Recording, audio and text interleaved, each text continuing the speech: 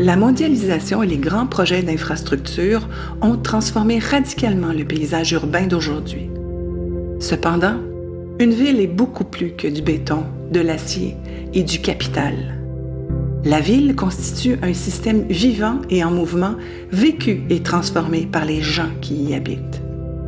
Parler d'une ville comme Montréal, c'est opposer la multiplicité des expériences et des perceptions de ses habitants à l'unité utopique et à l'homogénéisation de l'espace proposée par le capital.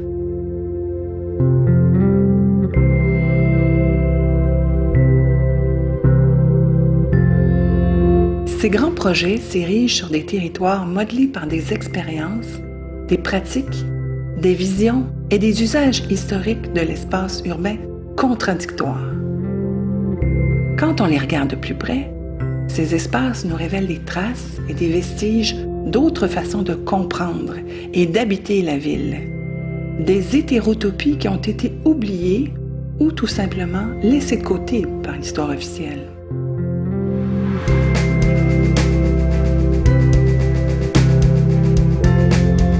La Maison La Fontaine illustre bien l'évolution des conflits à Montréal.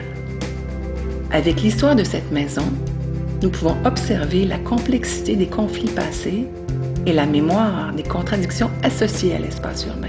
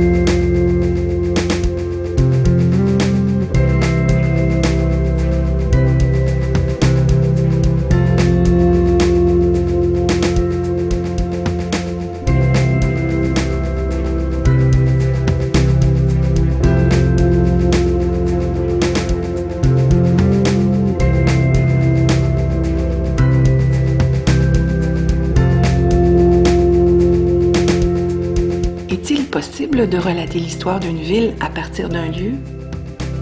Pourquoi est-il important de comprendre des conflits qui semblent si lointains et oubliés? Pourquoi les personnes se sont-elles mobilisées afin de préserver ce lieu? Enfin, est-il possible de reconstituer l'histoire d'une défaite et ainsi contredire l'histoire officielle?